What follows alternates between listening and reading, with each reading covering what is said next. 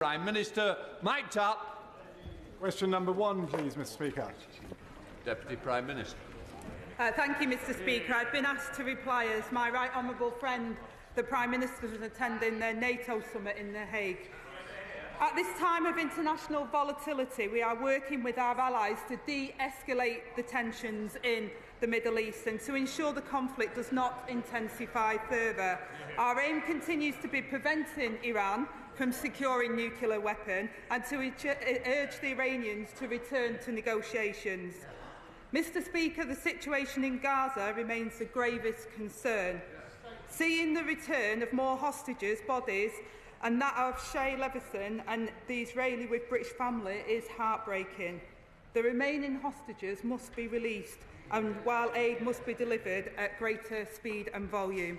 Mr. Speaker, this week is Armed Forces Week. Our commitment to armed forces is unwavering. The Strategic Defence Review outlines how we will give our armed forces better pay, better housing and better kit, and I pay tribute to their commitment, bravery and selflessness. Mr. Speaker, this morning I had meetings with ministerial colleagues and others, and in addition to my duties in the House, I shall have further such meetings later today. Mic'd up. Thank you, Mr. Speaker. The party opposite gave up on law and order. They betrayed our country and let criminals run riot. Now they desperately post wannabe superhero videos, shamelessly pointing at the problems that they created. But last week, Mr. Speaker, they had the chance to put it right. And what did they do? They voted against tough action on knife crime, on antisocial behaviour and on violence against women and girls. Does the Deputy Prime Minister agree that they should hang their heads in shame for failing to protect our streets? Order. Spoke to government responsibilities, not the opposition. Let's come to Mel Stride. Thank you, Mr. Speaker. Mr. Speaker, it is a pleasure to stand opposite the Right Honourable Lady. Despite what many may think, we have a great deal in common, not least that we both viscerally disagree with the Chancellor's tax policies. And it is great to see the Right Honourable Lady standing in temporarily for the Prime Minister for the second week running. Although I know there are many sitting behind her who wish this was a permanent arrangement. Indeed, Mr. Speaker, you will find many of their names amongst the 122 who have signed up to oppose the government's welfare bill. They say that the bill is dangerously rushed and ill thought through. So can the Right Honourable Lady explain why she thinks that she is right and 122 of her own colleagues are wrong? Deputy Prime Minister. Well, first of all, Mr. Speaker, it's nice to face the latest wannabe at the dispatch box.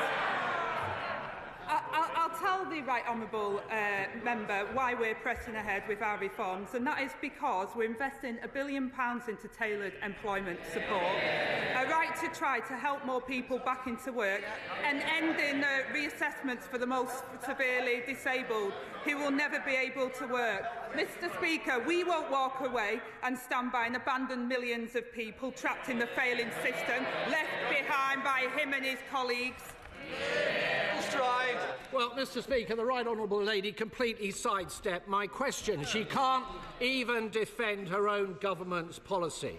Can she at least assure the House that the vote on Tuesday will actually go ahead? Deputy Prime Minister. Mr. Speaker, I don't know if he sort of listened to what I said because I was reading off the script, but what I can tell him, and I don't need the script, we will go ahead on Tuesday. Well, there you have it, Mr. Speaker. There will be a vote in this House on Tuesday on the welfare bill, although many on the back benches could be forgiven for thinking they've heard this before with the winter fuel payment, where they were marched up the hill, and we all know where that story ended. But, Mr. Speaker, on this side of the House, we are absolutely clear. We will help her to get their bill through if they can commit to actually reducing the welfare bill and getting people off benefits and into work. Can the Right Honourable Lady make that commitment right now Yes or no? Well, if ever we needed a reminder of the party opposite having no shames, it's their demands for this bill, Mr Speaker.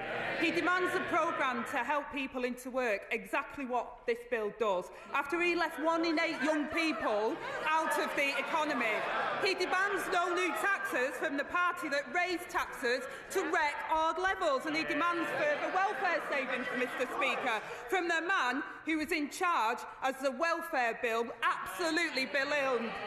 They say cut welfare bill, they failed. They say cut people in work, they failed. They say no tax increases, they failed. Mr Speaker, I'm afraid the Right Honourable Lady has clearly not read her own legislation. The bill will see the number of people on welfare rising for every single year going forward. There is no commitment from the Right Honourable Lady to cut the number of people on welfare. And even if they manage to deliver these reforms, almost every respected economist now says tax rises are all but inevitable in the autumn. But after the budget, Mr Speaker, the Chancellor said, and I quote, "I'm not coming back for more taxes."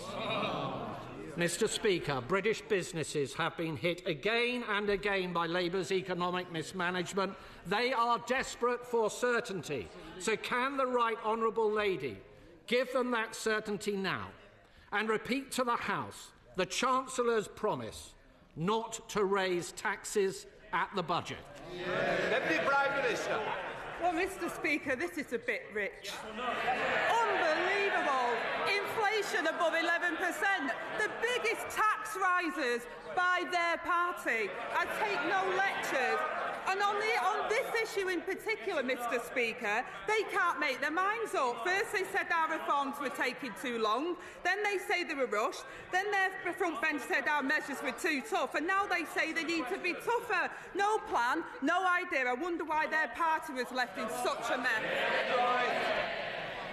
Mr Speaker, the whole House will have heard that the Right Honourable Lady did not repeat the Chancellor's promise not to raise taxes. And Britain's businesses have today been put on notice. Tax rises are coming. Specifically, in her own area, despite Labour's promises to freeze council tax, the IFS says that the spending review will mean the biggest council tax increases in a generation, a £7 billion tax rise. And yet the Chancellor and the Prime Minister have repeatedly claimed that the government will not raise taxes on working people. So can I ask the Right Honourable Lady, why doesn't she think that council tax is paid by working people?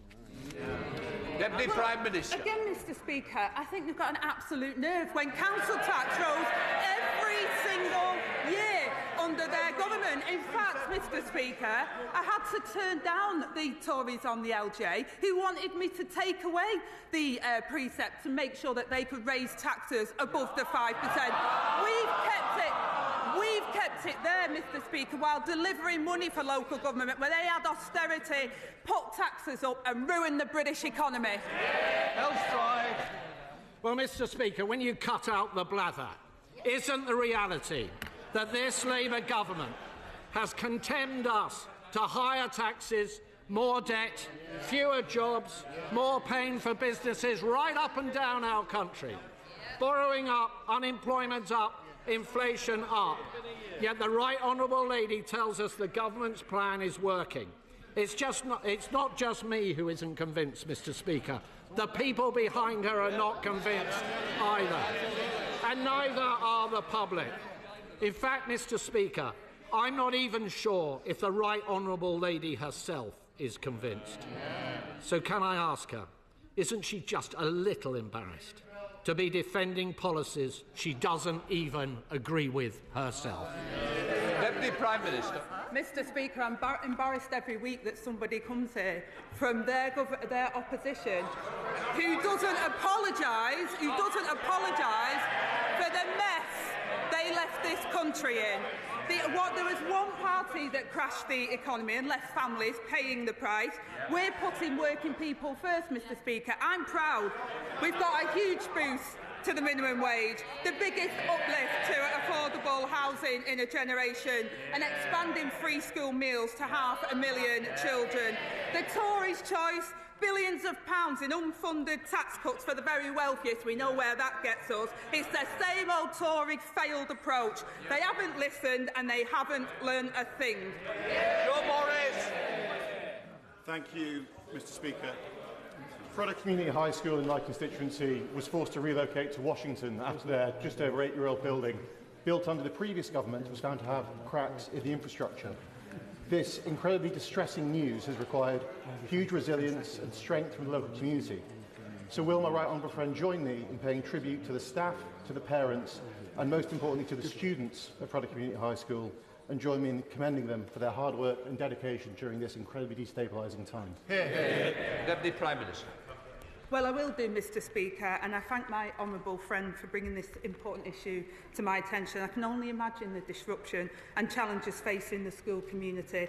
One of the shameful legacies of the party opposite was to leave schools across our country literally crumbling. We're fixing that with £20 billion of investment in school rebuildings programme over the next decade to rebuild over 750 schools, Mr. Speaker, and I know the Minister for Early Education would be happy to meet with him to discuss.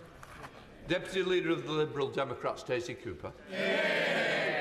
Thank you, Mr. Speaker. And may I start by associating myself and my party with the remarks of the Deputy Prime Minister in calling for de-escalation in the Middle East, for the release of hostages and for the urgent aid to get into Gaza. We Liberal Democrats are opposed to the government's cuts to personal independence payments and carers' allowance. And with a growing rebellion on the government's own benches, it seems as though the government may be forced to push these cuts through with the support of the official opposition. The Deputy Prime Minister knows that some of those affected are still waiting for justice after the carers' allowance scandal saw thousands of innocent carers hounded for repayments. So can the Deputy Prime Minister give a cast-iron guarantee that if these cuts are pursued, that at the very least, not a single person will lose a penny until the carers' allowance scandal review has been completed and the recommendations implemented? Deputy Prime Minister. Well, thank you for opening comments, Mr. Speaker, and she knows that we've already been taking steps and those steps will continue on the carers' allowance. The welfare system, as she knows as well, is failing people. Labour are the party of work, but we're also the party of fairness. That's why our bill will deliver the largest permanent real terms increase to basic out-of-work support since the 1980s, invest in tailored employment support so that people can try work safely, Mr. Speaker, and to ensure that those that can never work are properly supported. Stacey Cooper. Thank you, Mr. Speaker. It's disappointing that the Deputy Prime Minister couldn't give that cast-iron guarantee, but if the government does pursue this bill next week, then we will pursue this matter on behalf of carers. Mr. Speaker, given the reports that the government is giving a green light to President Trump's demands for a state visit to be brought forward to September, does the Deputy Prime Minister agree that the UK should urgently convene talks with the White House in advance of that state visit in order to leverage that state visit to secure US guarantees for Ukraine, including the use of frozen Russian assets, and to secure a joint UK-US message to Putin that together our two countries will not let Putin win his illegal war? Deputy Prime Minister. Well, I say, Mr. Speaker, the UK government is always in discussions, negotiations and talks with our US counterparts. We're really pleased that the US President is coming for a second state visit, and we will continue to welcome in that vein and we'll continue to have those discussions. Debbie Abraham. Thank you, Mr. Speaker. In Oldham, there are 727 families currently living in temporary accommodation, 8,000 families on the waiting list. And this obviously has a devastating impact on particularly the children of these families. So will the Deputy Prime Minister outline how she will use the £39 billion that have been allocated to her department in the spending review to fix the housing crisis left by the opposition? So families in Oldham, Saddleworth and wider can get the affordable homes that they need. Deputy Prime Minister. Well, my honourable friend is absolutely right, and as neighbouring MPs, we know the impact on the temporary accommodation situation and children being homeless, it has on their life chances. And my honourable friend is absolutely right to raise the issue and for highlighting the excellent work, Mr Speaker, of Dr Laura Nilsson, who is supporting us to develop a cross-government homelessness strategy. All children should have a safe and secure home, and that's why I'm so proud that we've confirmed the biggest boost to social and affordable housing investment in a generation. We're getting on with the job of the mess they left behind. Gavin Roberts. Very much, Mr Speaker, and can I identify my colleagues and I with the comments around de-escalation in the Middle East? The Deputy Prime Minister, I hope, will condemn recent disorder in the streets of Northern Ireland, as the Prime Minister and indeed my colleagues have. Does she accept that the Windsor Framework, though sold to this House as an issue for trade, is fundamentally impacting the ability of this sovereign Parliament to legislate on a UK-wide basis on the matters of immigration? Will she commit to ensure this government continues to robustly challenge against that expansionism that is currently before the courts? And if not, will she legislate to ensure that we as a country can control our own borders? Deputy Prime Minister. Well, first of all, Mr Speaker, I do condemn the violence on the streets, and the provisions in the Belfast Good Friday Agreement referred to in Article 2 of the Windsor Framework sought to address the long-standing and specific issues relating to Northern Ireland's past. I hope the Right Honourable Gentleman is assured that we're appealing a number of the law relating to Article 2 of the courts, including the Supreme Court, and I hope he will also be assured by the reality that the government is consistently applied and enforced immigration law on a UK-wide basis, and the government will take all necessary steps to defend that position, just as we will remain committed to protecting rights across the whole of the UK, Mr Speaker, as it should be Parliament that makes rules on immigration. Rebecca Longbell. Thank you, Mr Speaker. Last night, Newsnight covered the Daily Mirror's 3-year investigation of the Nuked blood scandal, in which thousands of troops had blood and urine monitored, even chest x-rays, during nuclear weapons tests, but the results were withheld from their medical records and their suffering denied for decades. So as a fierce supporter of these men and their families who she's met with me, will the Right Honourable Lady agree this Armed Forces Week that time is now of the essence? These elderly veterans deserve answers, justice and an apology. Deputy Prime Minister. Well, as my honourable friend said, Mr Speaker, I commend her for the campaigning work that she's done on this issue, and I have met with some of those affected, and I know the strength of feeling on this, and I've heard their deeply personal testimony and experiences. I pay tribute to all of the nuclear veterans and their enduring contribution to our nation's security, especially during Armed Forces Week. And we're looking into unresolved questions regarding medical records, Mr Speaker, as a matter of priority. Ben Lake. Mr Speaker, I should like to join the Deputy Prime Minister in thanking members of the Armed Forces community for their service. And Mr Speaker, I've had the privilege in recent months of meeting many veterans in my own constituency, some of whom still carry the trauma of war. Some, including amputees, have told me how repeat disability assessments are too often required of them in order to access financial support. And so does the Deputy Prime Minister agree with me that veterans with life-changing service-related injuries should be exempted from repeat disability assessments in future? Deputy Prime Minister. Well, Mr Speaker, again, that part of the reforms we want to do is ensure that those that can never work are properly supported and not put through this endless assessment. And I thank the Right Honourable Member for raising the case. We are committed to renewing the nation's contract with those that we serve, and a range of support is in place for veterans, including dedicated medical and physical health care, pathways in the NHS, employment and in housing. And the new support system, VALA, backed by £50 million of funding, will provide a network of support centres to connect veterans with local and national services. Natasha Irons. Thank you, Mr Speaker. Successive Conservative governments stripped our councils of funding for youth services, pitting them against services with stronger statutory protections.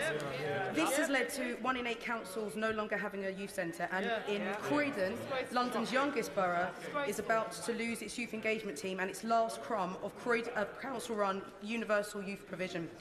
So can she outline what this Labour government is doing to support our young people? And does she agree with me that this is time again to look at statutory protections for youth services so that all young people, no matter where they live, can get the services they deserve? Prime Minister. Well, I completely agree with my honourable friend that the party opposite left a trail of devastation across education and youth services, and given half the chance, judging by their moans, Mr Speaker, they'd do it all over again.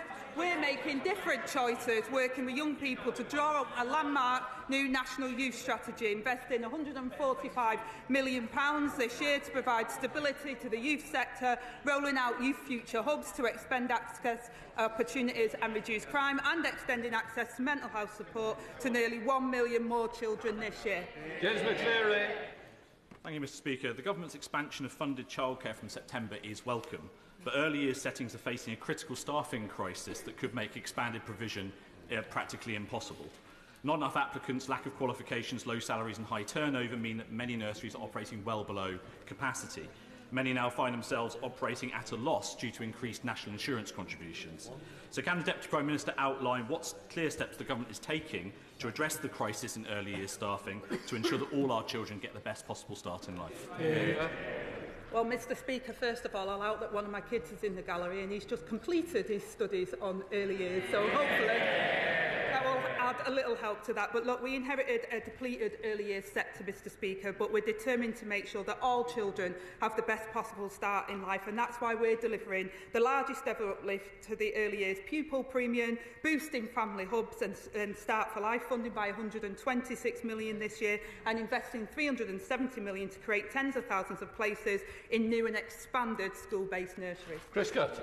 Thank you, Mr Speaker. Milton Keynes has one of the fastest growing tech sectors in the country, with 1 in 3 people now working in tech jobs at firms like Red Bull Racing and the AI company Amy. Now, Eleanor, a student in my constituency, is in the gallery today, so can the Deputy Prime Minister let her know, and this House know, how the Government's new industrial strategy will support our tech sector and provide her generation with good quality jobs in the future? Prime Minister. Well, I'm glad to see that I'm not the only one who's got a young person destined to future in the gallery today. And my honourable friend's been a huge champion for Milton Keynes, and he's right, after the Tory decline, it's time to turn the page. We've already created 384,000 jobs since the election, and our industrial strategy will create opportunities across the country and invest in jobs and industries of the future, included in Milton Keynes, where the East Rail will help build 100,000 new homes and £6.7 million a year in the local economy. Cameron Thomas. Thank you, Mr Speaker. In 1957, my Tewkesbury constituent Ronald Clark was amongst 22,000 UK personnel exposed to nuclear testing on Christmas Island. These veterans and their descendants have suffered various cancers, crippling illnesses and deformities, but the MOD has never accepted liability. Noting the Deputy Prime Minister's response to her honourable friend, it doesn't quite go far enough. Time is running out. Will she meet with me, my constituent and these veterans to determine appropriate compensation? The Prime Minister. Well, again, Mr Speaker, I know the strength of feeling, and I'm grateful to his constituent Ronald and all the service personnel who participated in the British nuclear testing programme, and I'm sure the Minister for Veterans would be happy to meet with him and the veterans to discuss this issue. Serena Brackenridge. Thank you, Mr Speaker. Under the old guard of the Conservatives, families had to earn less than £7,400, often in low-paid and insecure work, to qualify for free school meals. But under this Labour government, thousands more children in Wolverhampton North East and 500,000 more across the country will benefit from free school meals. Will the Deputy Prime Minister outline how Labour's plans will put more money in parents' pockets? Well, Mr Speaker, we're determined to tackle child poverty, which rose catastrophically under the last government, and that's why we're expanding access to free school meals to more than 500,000 children. This will lift 100,000 of the poorest children out of poverty and put £500 back into parents' pockets. This comes on top of 750 free breakfast clubs worth £450 a year to parents, and a historic uplift in the national minimum wage worth up to £2,500 to the lowest paid workers. Snowden. given the Right Honourable Lady appears to be enjoying spending yet another week practising to be Prime Minister, maybe she can give us her view on who she would get rid of in the up-and-coming reshuffle. Would it be the Chancellor for killing economic growth? Would it be the Work and Pensions Secretary for the botched handling of the welfare bill and the winter fuel cuts? Would it be the Environment Secretary for trying to destroy British family farms? Would it be the Foreign Secretary for giving away British sovereign territory and paying billions to rent it back? Or given the Prime Minister is now polling as having the most unpopular first year in modern British political history, would she do herself and the country a favour and tell him to show himself the door?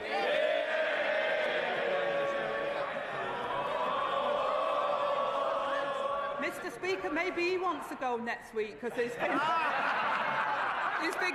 quite the carousel, and the Leader of the Opposition said she was going to get better week on week. She already has in the last 2 weeks by not turning up. And Mr. Speaker, I'm just wondering when they're going to give the Shadow Justice Secretary a go. Oliver. Thank you, Mr. Speaker. I'm proud and honoured to say that I've served this country as a reservist parachute officer, which is why I'd like to thank and take this opportunity to thank all our service members and their families during Armed Forces Week. This Labour government has announced the largest sustained increase since the end of the Cold War. Will the Deputy Prime Minister set out how the government will rebuild Britain and secure our defence for the future? Well, Mr. Speaker, I thank my honourable friend for his question and for his service. He's absolutely right. Our armed forces represent the very best of Britain and put their lives on the line for us every day. It's our responsibility to support those who defend us, and we're delivering the biggest sustained boost to defence spending since the end of the Cold War. The Strategic Defence Review sets out our vision for defence, driving jobs and prosperity and renewing the nation's contract with those who serve to secure Britain into the future. Oliver Dowden. Thank you, Mr. Speaker, and it's a pleasure to be asking the Right Honourable Lady another question at Prime Minister's Questions, although this time just the one.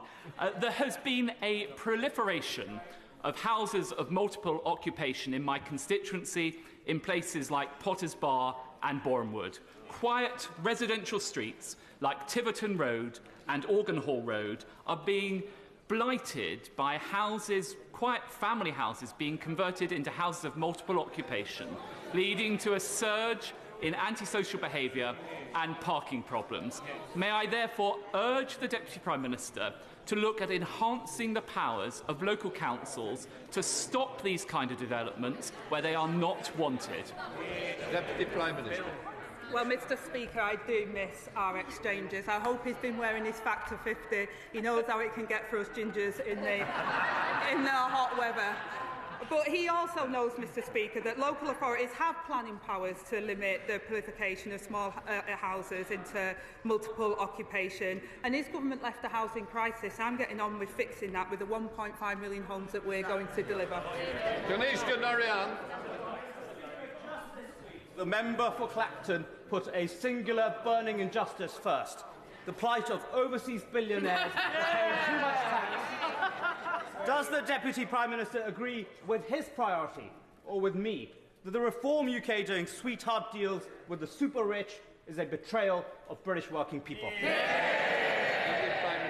Well, Mr. Speaker, I was asked about the member for Clacton's mathematics the other week, and my honourable friend is absolutely right. The mask has slipped again this week. The honourable member for Clacton demands billions more in unfunded tax cuts for the very richest, while he marches through the lobbies in the House of Commons to vote against sick pay for the lowest earners.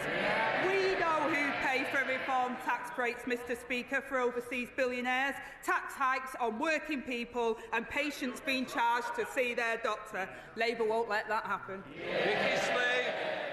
Thank you, Mr. Speaker. When my young constituent Axel was given his EHCP a year ago, his primary school place was withdrawn and no replacement offered. His nursery allowed him to stay on till Christmas, but since then, apart from a short break at a school, he's had nothing. He's at home with his mum, no alternative provision for younger children, and those young children can't travel a long way. His mother also can't go to work. So while I welcome the white paper in the autumn, can the Deputy Prime Minister commit to Axel's mum, but also the parents of Freddie, Ewan, Ethan and the other 640 SEND children with no school to go, there'll be somewhere for them in September? Deputy Prime Minister. Well, Mr Speaker, I'm really sorry to hear about Axel and the other cases that the honourable member mentioned. Those with special educational needs do deserve proper support and shouldn't be left at home. We're determined to fix the SEND system and support children before issues escalate to this type of crisis point. We're investing £3.4 billion this year to deploy specialist teams across early years and primary school settings, helping to identify and respond to speech and language needs, particularly for children with SEND. And we'll set out our full plans, Mr Speaker, to the reform of SEND this autumn, including support for early years. Foodie. You, Mr Speaker. Growth needs to be delivered and felt in all parts of the country, and the infrastructure strategy, changes to the Green Book and the £1.8 billion secured for the North East are a clear demonstration of our commitment to that. In my area, Moor Farm Roundabout is blocking growth and is causing misery for people locally. Does the Deputy Prime Minister agree with me that improving infrastructure in the north, like at Moor Farm, will show how we are investing in all parts of the country? Yeah. Deputy Prime Minister. Well, she's absolutely right, Mr Speaker. The previous government didn't have a plan for areas like the North East, and I know she's been a champion regarding the Moor Farm roundabout. And this government is changing the situation by investing £15.6 billion funding for local transport projects across the country, opening up access to jobs and improving living standards, including in the North East. Neil O'Brien. Mr Speaker, Labour have invited proposals from cities to expand their boundaries, and the Mayor of Leicester wants to expand the cities to swallow up areas like Erdby, Wigston and Great Glen. But local people don't want this, and thousands of them have signed our petition against it. It's not just the higher council tax, they want to keep their own local identity. So will the Deputy Prime Minister rule out this totally unwelcome city takeover? And if she does want to press ahead with it, will she at least give us a say in a local referendum so that we can tell her again, we don't want this? Deputy Prime Minister. Well, Mr Speaker, what they were told at the general election is they don't want you. I mean, all right then, your government. You might have slipped through. But the one thing I will say, Mr Speaker, is the honourable member said about his own government. There's a lot of things we should have done. There's a lot of things we should do that we didn't do. And to be honest, I couldn't agree more, and we're getting on and doing it. David Bailey. In Armed Forces Week, will the Deputy Prime Minister join with me in paying tribute to my former colleagues at RAF Bryce Norton? I know she will share my horror that some on the opposition benches responded to that appalling attack on that base, not by recognising the consequences of 14 years of Conservative underinvestment in our defence, but by personally smearing one of our brave members of the Royal Air Force.